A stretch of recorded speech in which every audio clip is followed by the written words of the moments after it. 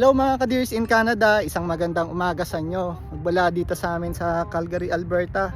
At ito nga, Sabado ng umaga dito sa amin at sadyang napakaganda ng umaga namin. Ganda yung panahon tignan nyo. Blue sky.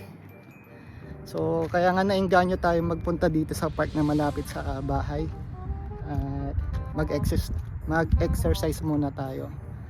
Since nga nandito na rin naman tayo sa park, ay samantalahin na rin natin na masagot yung request ng isa nating subscriber. Bali kasi nagre-request siya na kung pwedeng i-share ko yung mga naging experience ko nung kumukuha tayo ng Architectural Technologies program sa SAIT. Kung ano yung masasabi ko, mga pros and cons, mga advices. Tignan nyo guys, aesthetic talaga yung pond dito. Mapa winter or mapa summer, maganda talaga siya tignan.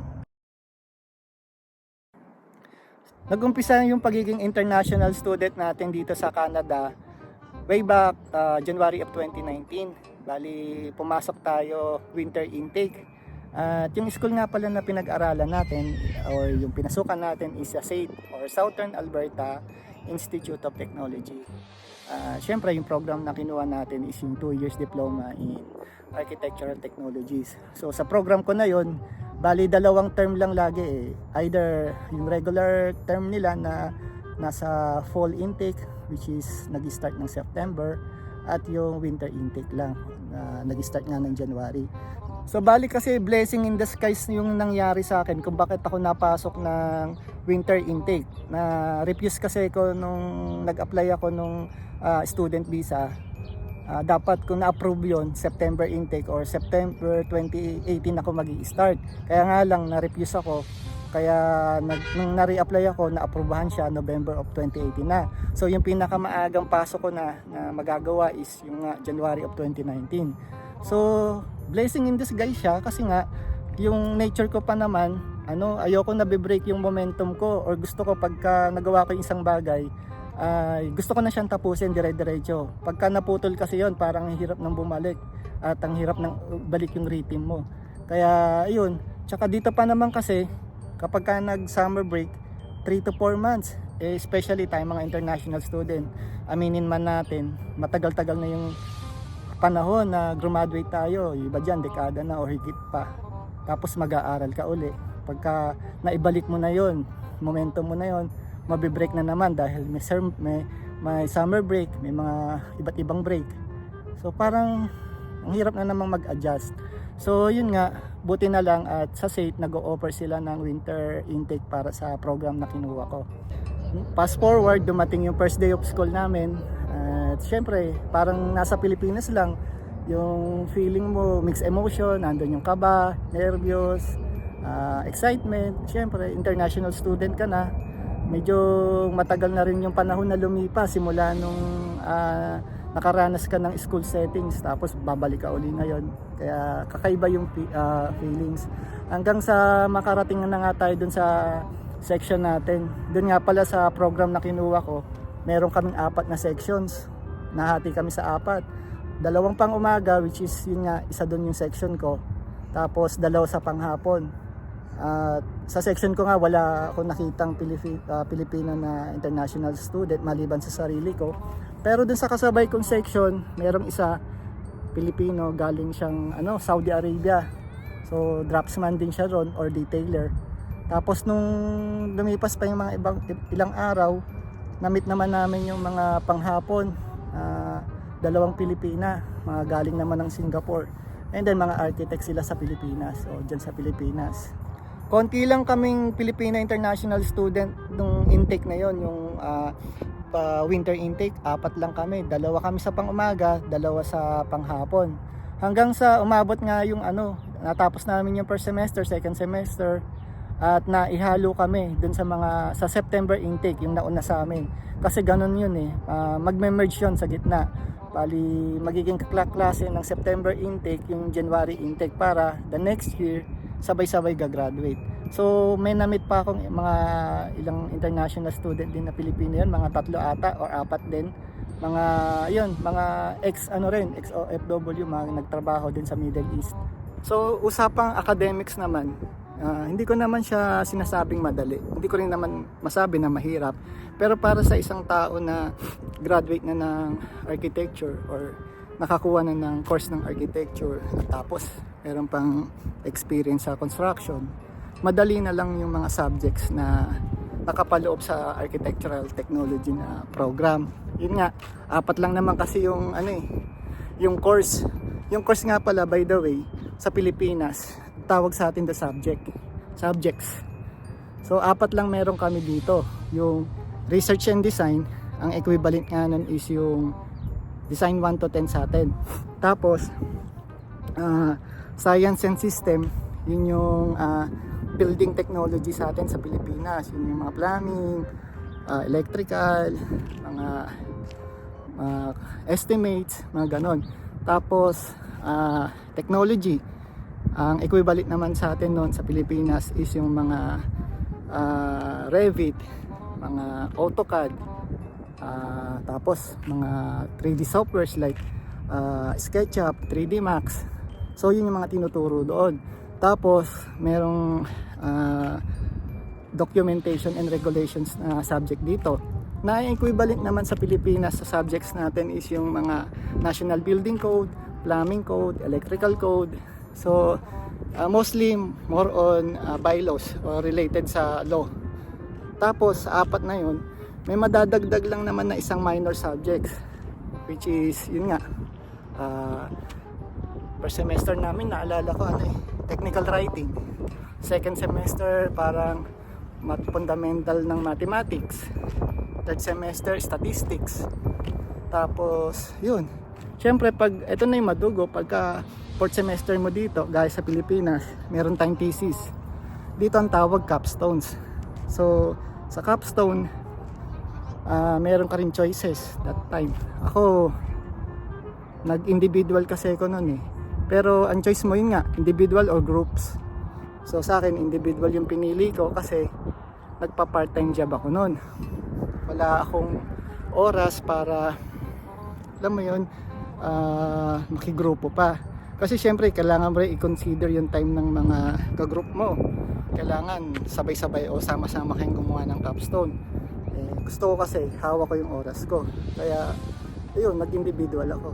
At saka pinili ko nun, medyo madali-dali lang na project. Kasi ako nga lang mag-isa Hindi ko na kailangan bang pahirapan pa yung sarili ko. Yung sakto lang. Kasi nga mag-isa lang ako. So in God's grace naman ay natapos natin. Na-present naman natin siya ng maayos. So yun nga mga guys, welcome back. So andito na tayo sa ating bahay. Dito tayo ngayon sa ating dining room. At inabutan kasi tayo ng mataas na sinag ng araw kanina sa park. So dito na lang natin ituloy yung pagbablog. At ayun nga, yung background ko, naalala nyo, 2 weeks na yung nakakaraan na magtanim or magpunla tayo ng kamatis. 2 yan, tumubo na. Isang kalabasa at saka sili. Medyo late bloomer tong dalawa. Ang tagal nilang magpakita. Pero sooner, lalabas din yan. So ayun nga, usapang struggles naman tayo. Ano nga ba yung mga naging struggles ko nung tayo isang international student pa dito sa Canada. Siguro number 1 sa ating listahan is yung syempre weather.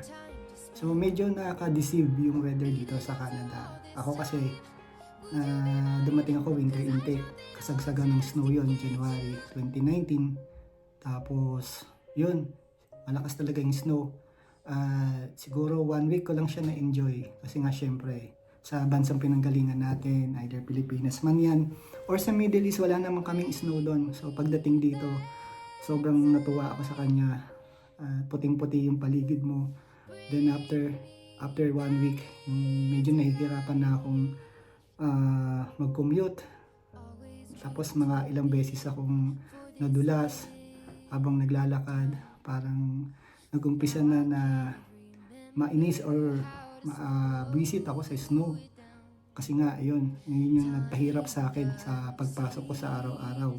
Tapos yung mga nabili kong mga gear or mga winter gear, sa Middle East ko pa yung nabili. Hindi pala siya appropriate gamitin dito kasi iba yung materialis na gawa doon kumpara dito. So ang nangyari, na dobling gastos pa tayo. Bumili pa ako ng boots dito, tapos bumili pa ako ng mga winter jackets. At number 2 na struggles ko, na banggit ko ngayong weather. Related dito yung transportation. Kasi nasama ko tong transportation. Medyo yung oras kasi dito, kada dating ng bus, naka-schedule yan. Meron kaming mga apps sa mobile phone na nagsasabi kung anong oras yung mga dating or schedule ng mga bus, kung anong interval nila in between. So ako, syempre nga, makailang ulit tayo nadudulas. Hindi ako naglalakad ng mabilis. So lagi ako naiiwanan. Doon, accessible naman talaga. Yun nga lang kasi, masyadong mabilis sa akin yung interval period ng mga magkakasunod na bus. So, ang ending, naiiwanan tayo, nalilate tayo sa school. Siguro 2 times akong na-late sa first class ko dahil nga naiwanan tayo ng bus. Pero lately, after ko na itong graduate, nung nalaman ko na pwede mo palang gamitin para makapag-drive ka dito sa Canada, yung Philippine license mo, Philippine driving license mo. Tapos valid siya kung ano yung length nung validity nung yung work or yung study permit mo. Noong time kasi namin, honestly, hindi ko to alam. Kung nalaman ko lang to, baka nag-drive na lang ako. Pero syempre, take note lang doon Side note ko lang doon. Dito lang yon sa Alberta. Pero hindi ko alam sa ibang province kung applicable yung ganung rule. Kasi mostly ng mga natanong ko dito, halos ganun yung sinasabi nila sa akin na yun nga, ang gamit lang nila is yung Philippine driver's license nila. Nakapag-drive sila dito sa Calgary hanggang valid yung kanilang study permit. So basa-basa lang tayo sa website. Hindi ko sinasabing applicable yon sa lahat ng province dito sa Canada.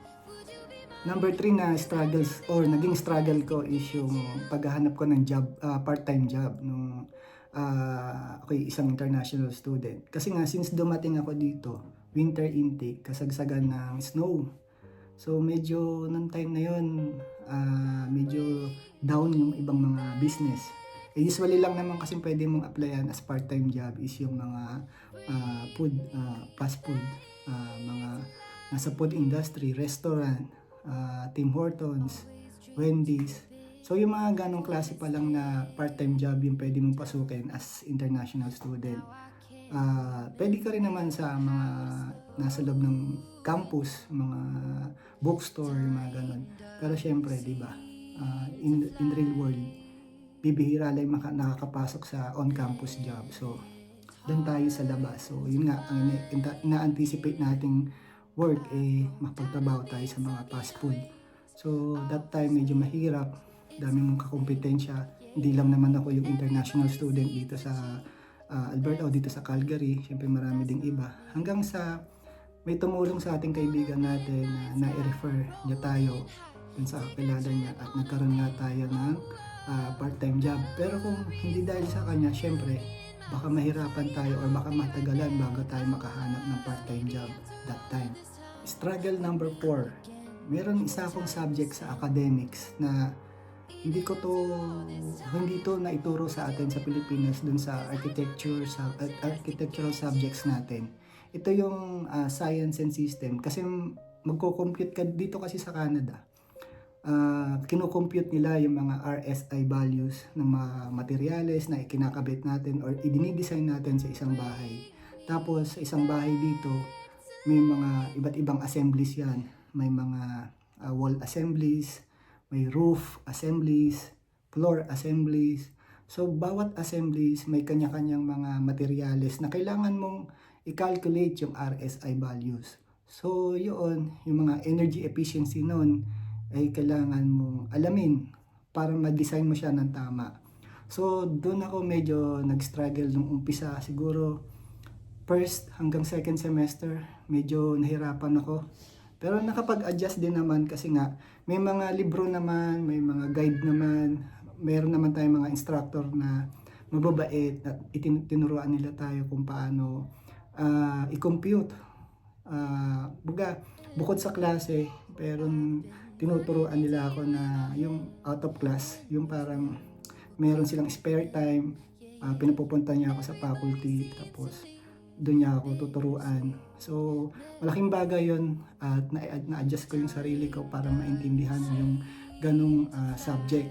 So, yun, struggle ko siya sa umpisa. Kaya, yung mga papunta pa lang dito at kukuha ng architectural technologies, subukan yung mag-browse lang or magbasa-basa lang about RSI values, energy efficiency ng Canada, para lang magkaroon kayo ng idea kung ano yung sinasabi kong course or subject na to. Siguro itong panglimang struggles ay parang minimal lang. Tungkol to sa language or sa communication skill. Kasi kung di nyo naman na itatanong mga guys, nanggaling tayo sa Middle East, almost 12 years tayo doon. Nung pumunta tayo doon, talaga naman yung English natin is talagang panlaban. Pero syempre, nagtrabaho tayo sa construction industry. Tapos, may mga hawak tayong tao na, alam mo yun, yung level ng English nila is hindi ganun kagaya ng level natin. So, bilang ikaw yung nakakataas at papasunurin mo sila, kailangan ikaw, sa sarili ko, ako yung nag-adjust para lang matapos namin yung isang project. Kasi kung kakusapin ko sila ng isang matinong usapan gamit yung English, hindi nila naiintindihan, nag-iiba yung resulta. Kaya, naisip ko na lang nung time na yun is, para maintindihan nila ako, i-adjust ko yung English ko para sa kanila.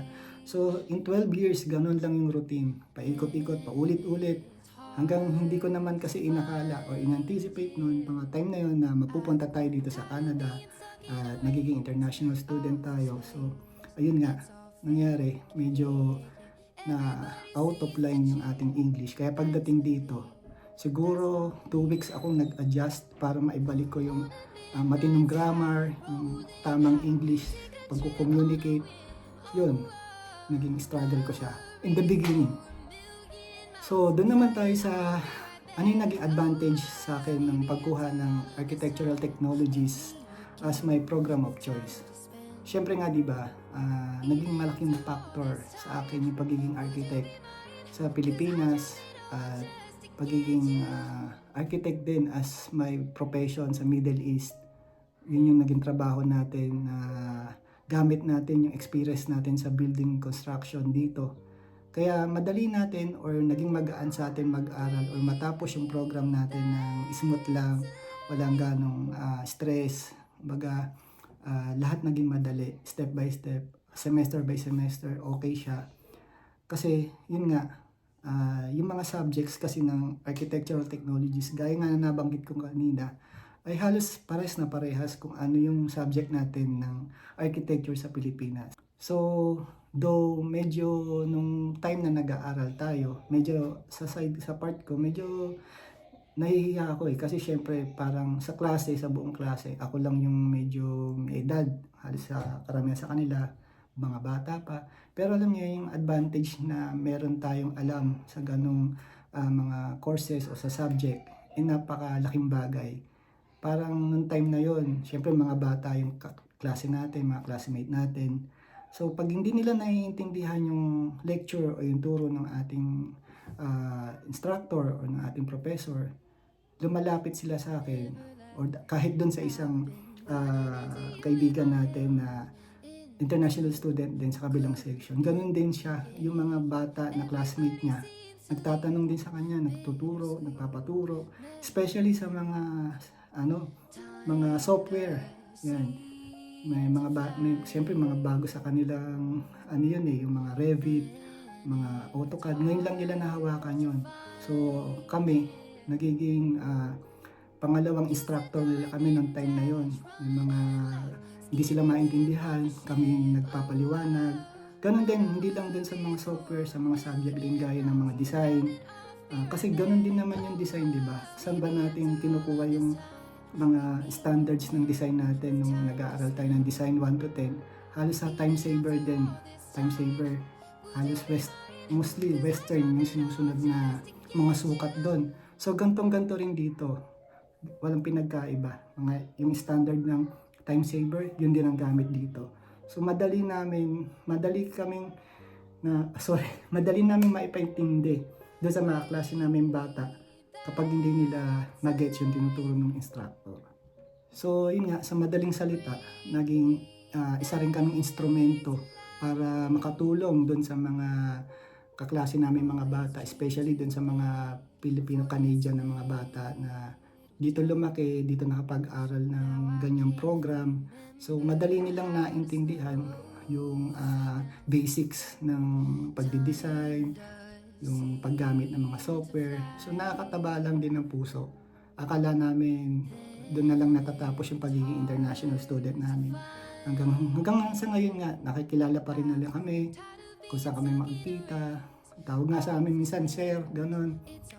Nakakatuwa kasi nakakatulong kahit paano. Kaya iba yung meron kang knowledge dyan sa Pilipinas o sa ibang bansa man pagdating sa architecture. Dadalhin mo dito para mag-aral ka bilang international student, tapos yung program mo, yun nga, architectural technologies, malaking bagay.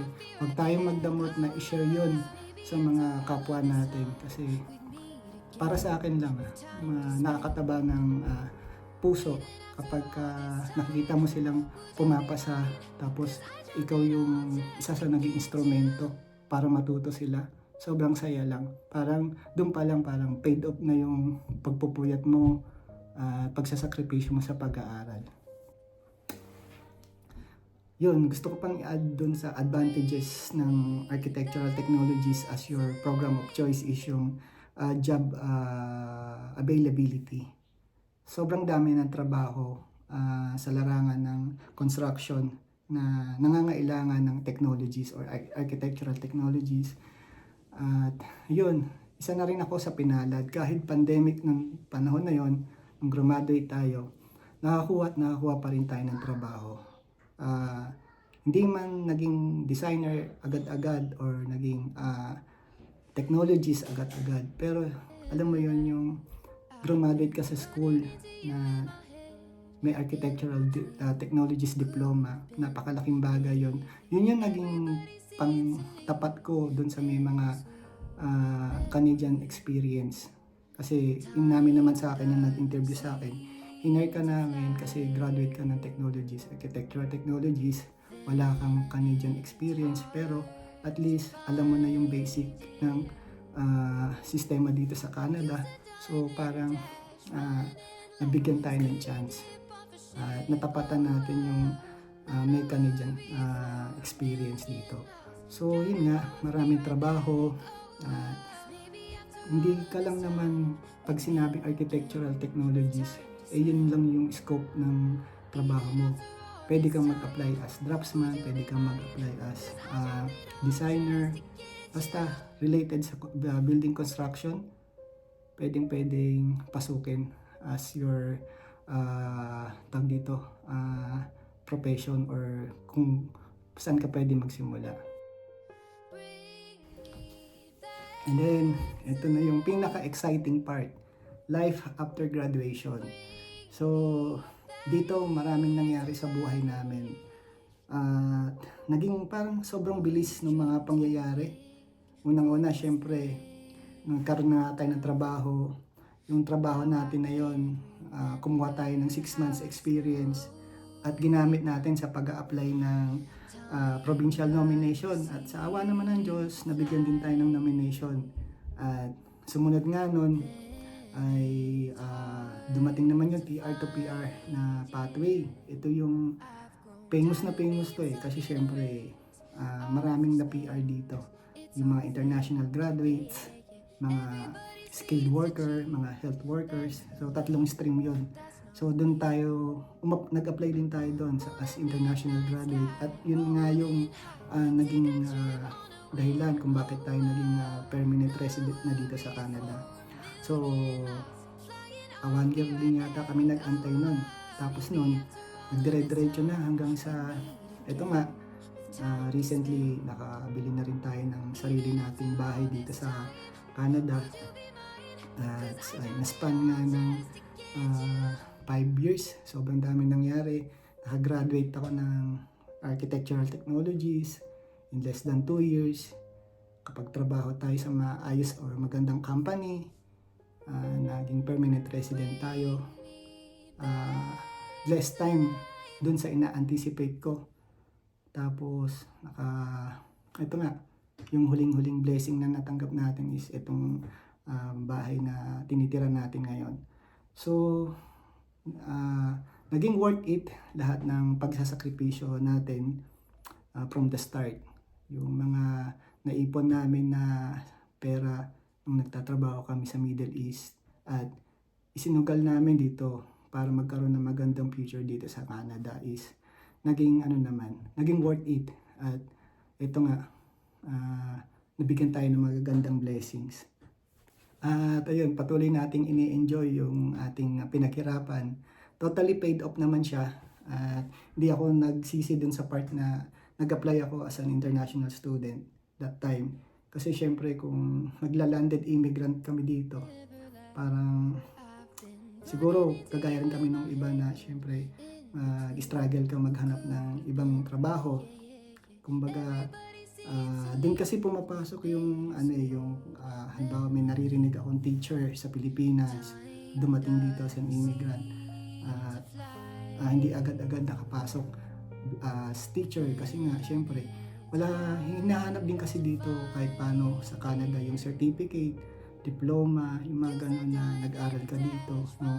May knowledge ka sa ganung klaseng trabaho. So sa akin, magandang desisyon yung pagiging international student. Yun nga lang kasi magtatapon ka talaga or uubos ka talaga ng pera, pero in the long run, ikaw rin lang naman at family mo yung magbe-benefit. Kaya yung ito nangyari sa amin, sobrang bilis ang lahat, pero diba, ito worth it at paid off naman lahat. Tapos siguro yung pinakauli, ito yung naging mantra ko nung nag-aaral ako dito. Pumunta ako dito, itinanim ko sa isip ko, mag-aaral ako. Kumbaga, unahin ko ang pag-aaral bago yung pagpa-part-time o yung trabaho. Kasi yun naman talaga yung isinulat natin sa purpose of statement of purpose natin, di ba? Mag-aaral tayo.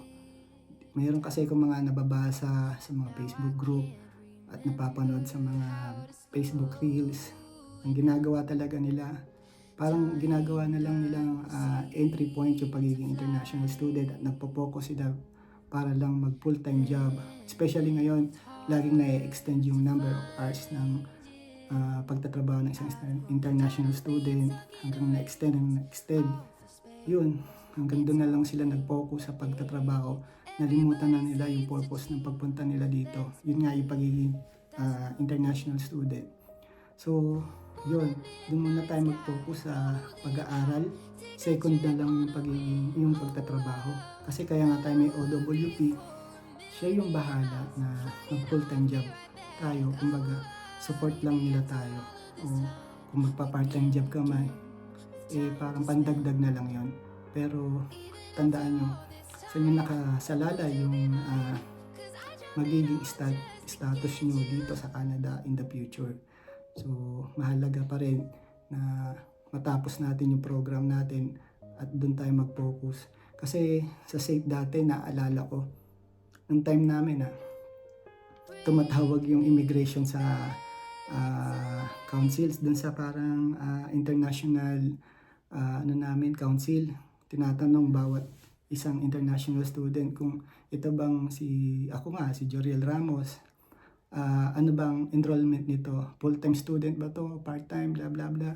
So kailangan lumabas sa record ng SAFE na nag-enroll ka as full-time student, hindi part-time student at full-time worker. Hindi dapat ganon, dapat full-time student. Kumbaga kompleto yung units mo sa isang semester. Kung may 15 units, dapat 15 units yun. So, ayun lang. Ang magiging success lang or key lang sa success dito sa Canada is yung mag-start ka sa humble beginning. Stay low-key, trust the process, and then naman ng araw, magiging permanent resident pa rin kayo. So, antay lang baga, pag tayo magmadali. So, yun nga mga guys, hanggang sa susunod na vlog na lang natin.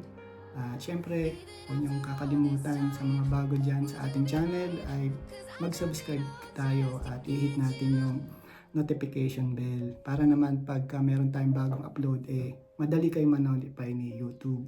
So, paano mga guys? Till the next one na lang at God bless.